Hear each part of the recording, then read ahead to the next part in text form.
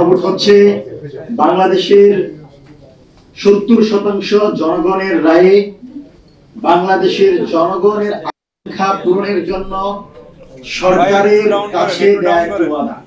সেই গণভোটকে আজকে যখন বাংলাদেশ জাতীয়তাবাদী দল বিএনপি উপেক্ষা করে, তখন আমাদের কাছে একটি বিষয় স্পষ্ট হয় যে এই বিএনপি কি সেই বিএনপি হয়ে উঠছে?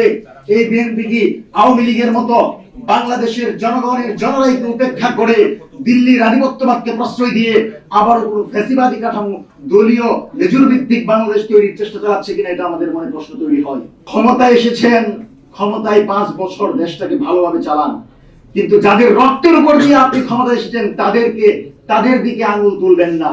এই স্বরাষ্ট্রমন্ত্রী তিনি ক্ষমতা নেওয়ার পর বললেন মব কালচারের কবর রচনা হবে।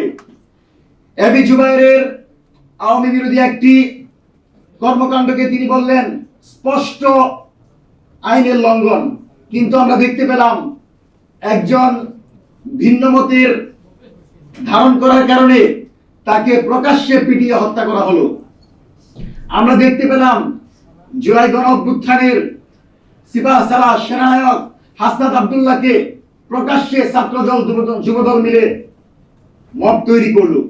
তো আপনি যদি মব কালচারের বিরুদ্ধে লড়াই করার ঘোষণা দিয়ে নিজের দলের লোকদেরকে লেলিয়ে দেন জুলাইয়ের পক্ষের শক্তিগুলোর উপর মব তৈরি করার লক্ষ্যে, তাহলে আমরা এটা বুঝতে পারি আপনাকে দীর্ঘদিন কারা প্রশিক্ষণ দিয়ে বাংলাদেশের জনগণের বিপরীতে দাঁড় করিয়ে আবারও হাসিনা তৈরির প্রক্রিয়া শুরু করেছে। আজকে প্রধানমন্ত্রী সালাউদ্দিন আহমেদ বা প্রধানমন্ত্রী তারেক রহমান, এটা বুঝতে আমাদের ভুল হয়। বক্তব্য দেওয়ার সময় আমরা দেখতে পাই যে তারেক রহমান তিনি চুপ করে বসে আছেন, পত্রিকা পড়ছেন, যদি এটা শিষ্টাচার বহির্ভূত সংসদের। আর সালাউদ্দিন আহমেদ সকল বিষয়ে সব্যসাচী তিনি বক্তব্য দিয়ে যাচ্ছেন। তো আমরা এই জায়গা থেকে মনে করি এই রাষ্ট্র সম্পূর্ণরূপে এখনো স্বাধীন সার্বভৌম হতে পারে নাই। এই রাষ্ট্রের নিয়ন্ত্রণ আমাদের হাতে নাই। ডিপ স্টেট আমাদের রাষ্ট্রকে জুলাইয়ের যে আকাঙ্ক্ষা ছিল সেই আকাঙ্ক্ষায় ধাবিত করতে পারছে না।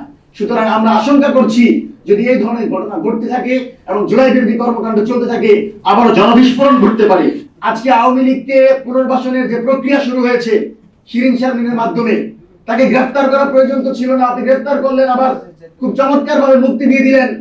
আপনি যদি প্রমাণ করতে চান যে পিওর আওয়ামী লীগ, আপনি যদি প্রমাণ করতে চান রিফাইন্ড আওয়ামী লীগ, তবে মনে রাখবেন বিচারের আগে হাসিনা কামালকে ফাঁসির দড়িতে ঝুলানোর আগে বাংলাদেশে আওয়ামী লীগ তার সঙ্গে রাজনীতি করতে পারবে না।